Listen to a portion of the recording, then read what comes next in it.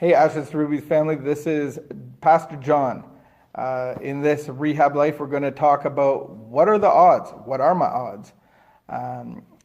This is addiction recovery content, and it is to give you information, to give you help, to give you resources on how to get sober, how to stay sober, why to get sober, some of the issues and complications with that.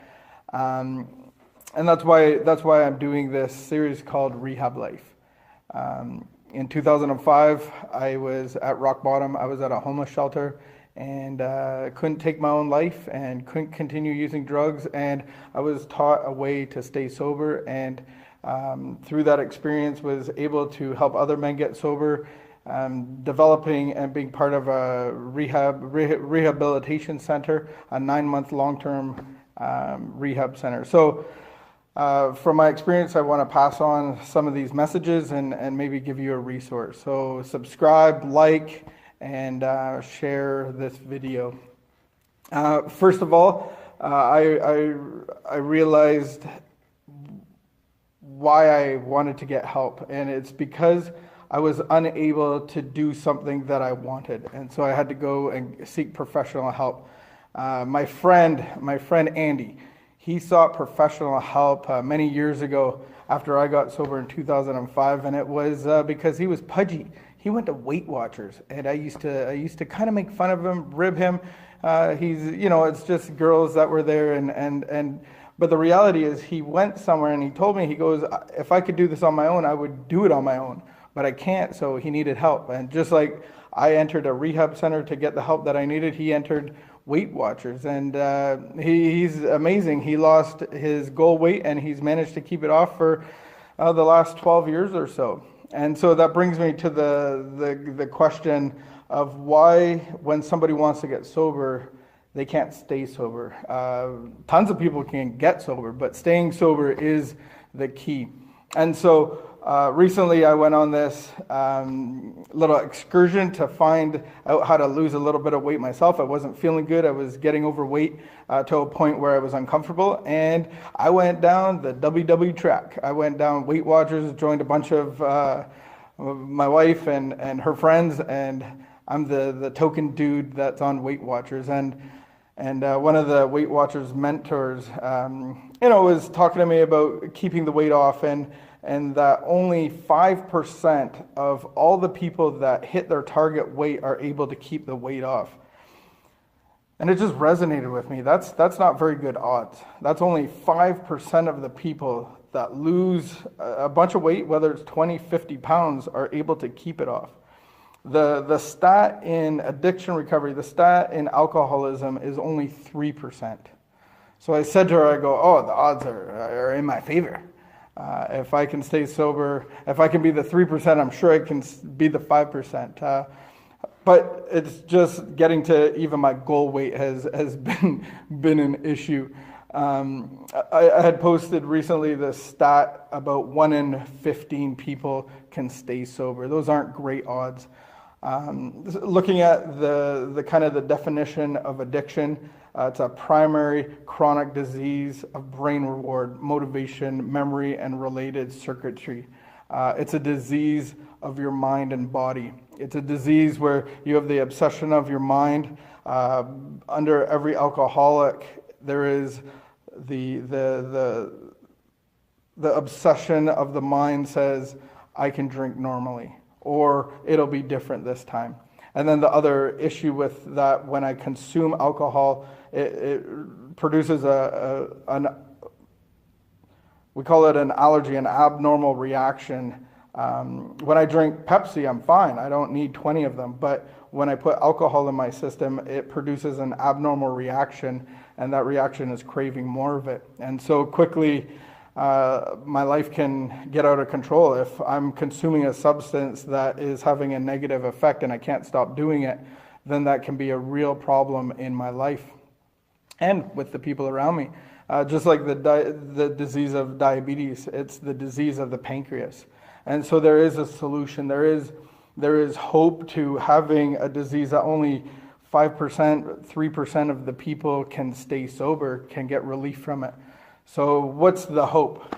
Well, the hope is if I can do it, if I can stay sober since 2006, then I think anybody can. There are some challenges, but this can be a resource for you. A bunch of years back when I was running our treatment center, I went to court and I would go to court regularly to get men out and come into treatment for our 9 months. And I remember going to court one day, and they were reading the charges against this man, and the lawyer had given me the thought that there was a good possibility that he would get out. When I heard the charges, I was hoping they wouldn't release him. I was like, oh wow, that's a little bit more than I had anticipated on, and maybe he needs to stay in jail. But through the process and being introduced to our treatment center, I was called to the stand, put my hand on the Bible, and swore that I would tell the truth and the whole truth. So help me God. So I did that. And the judge asked me some really tough questions. One of the questions was, what's my success rate? And I didn't really have stats at this point. I had been doing this for probably 3 years at the time, 4 years at the time. And I didn't really have stats. I didn't really have these numbers of success. And then with addiction recovery, really what is success?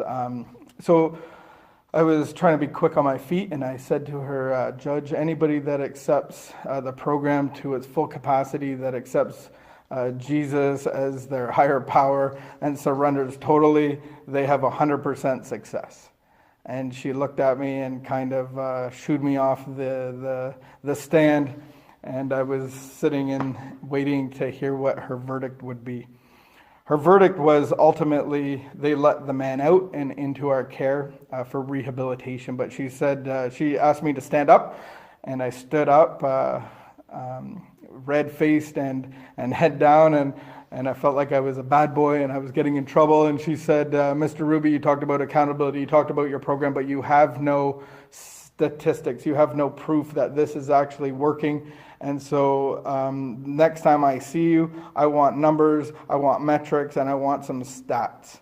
It is your responsibility to provide those. So what I did was went back to the treatment center and really sat down and discussed what success was. And the success, what I felt was successful for a recovered alcoholic or a drug addict or any addiction, was to be a contributing member of society. It doesn't necessarily mean that they're going to be 100% abstinent. It means that they're in a process of abstinence and a process of healing and restoration, but they're a contributing member of society. So maybe my contribution to society looks a little bit different than this person or that person or you. But you're still being fruitful and not consumeful. You're not consuming from the world around you, because that's what addiction is. It's being a consumer.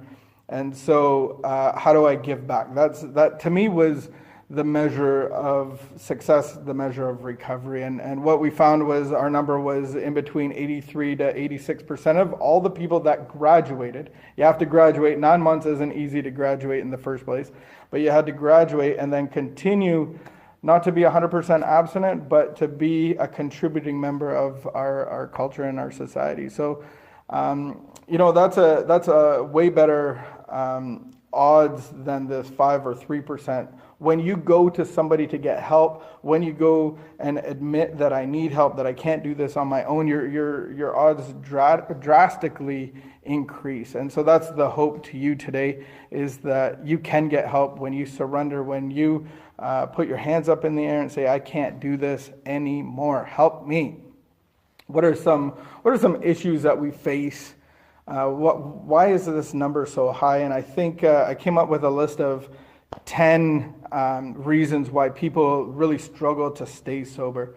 I know that everybody going into a treatment center, your heart is, I want better, I want change, I want to do something different than what my past tells me that I need to be. I want to be productive, I want to have purpose. And so everybody coming into treatment to get better, why aren't they continuing to get better? So here's a list of about 10 things that I thought of that may get in the way. I think number one is resentment, this re-feeling over and over again, overthinking, trying to intellectualize how to get help, why to get help, and just being consumed with resentment, with regret, with, I call it the plums, poor little old me syndrome.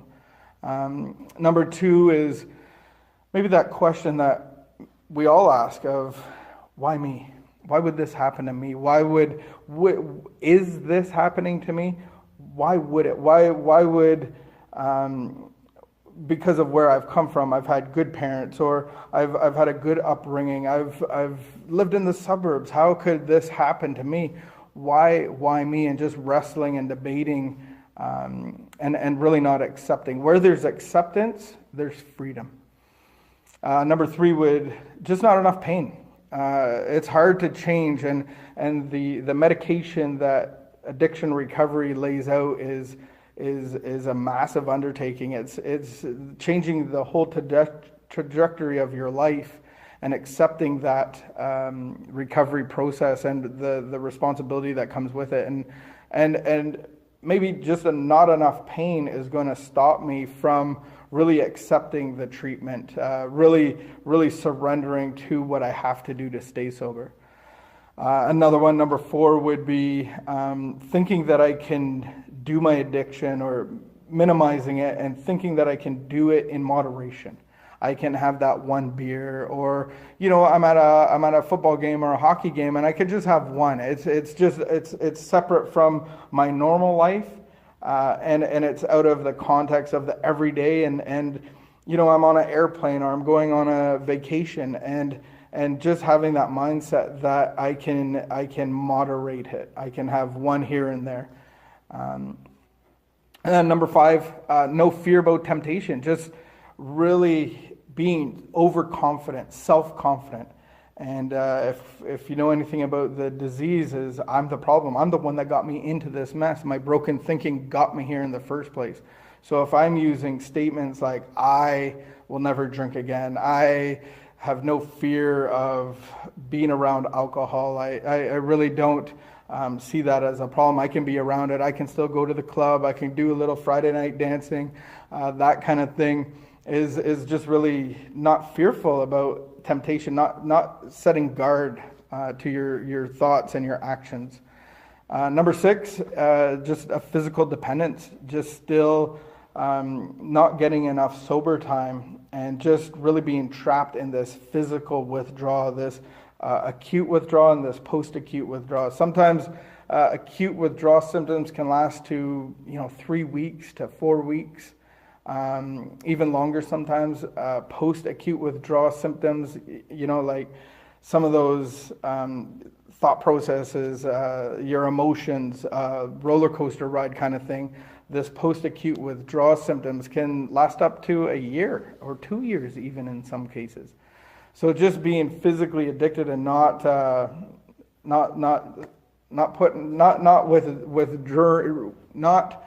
enduring the race, and it's not a sprint, it's a marathon. And then another one, number 7, I thought of is the fear of success, or the fear of responsibility. It is overwhelming to somebody that's getting sober. Maybe some of the consequences have been some family issues, maybe not seeing your kids, maybe losing a job or a career, maybe having a ton of debt and bills to pay, and then just that fear of responsibility of having to look at the wreckage of the last 5 years or 10 years of your past, and how do I even get back to putting my head above water? What happens if I get sober and then start to succeed, and the responsibility of that, it's too much to bear. So just that fear of responsibility, the fear of success. Number 8 is just not enough tools, not enough knowledge, not enough information, not enough direction to keep and sustain your recovery. And then number 9, expectations, just a false expectation of what recovery is, what the illness is, and then just the expectations of the world around you. Just what is success? What do I have to do to stay sober? I think many of us come into early recovery with this expectation of, I'm just going to get sober like that. I'm going to put on my big boy pants and get back into the world and really make an impact and a difference. I'm going to do it all up right quick. And number 10, the obvious one, ding, ding, ding, number 10, I am not ready. Sometimes my mouth says I'm ready. Sometimes my brain says I'm ready, but I'm not ready because I keep using, I keep drinking, I keep going back to my addiction. So you could just look at somebody's actions and whatever their words are. I know that my words were empty for many years. I said I would be home at a certain time and I didn't come home for a day or two. And so my words were very empty, but your actions are always going to tell you the truth. So if you keep using and you say you want to get sober, then I would put 2 and 2 together and say maybe you're not quite ready to quit. So those are the top 10 reasons that I came up with of why somebody can't stay sober. Many people can quit, but how many people can stay sober? In the stat of addiction, of alcoholism, of drug addiction, it is 3%. In Weight Watchers, apparently it's 5%. So kind of that number of 1 in 15 are going to get it. So those aren't good odds. So the hope is, guys, that 100% surrender to Jesus, to a power greater than yourself, is going to restore you to sanity. When you surrender your mind and your will and your life to the care of God, you really got to understand that you got yourself into this problem and only God can get you out. You can't fix your brokenness. You can't fix your broken mind, your broken body with your broken mind and body. You need supernatural intervention, and that's my prayer for everyone out there today. I just pray that God lights your way, that God puts people in your path. He did not leave you as an orphan, but He will come to you. And so just accept the help around you, accept the people that have a motive in your life that want to see you do better.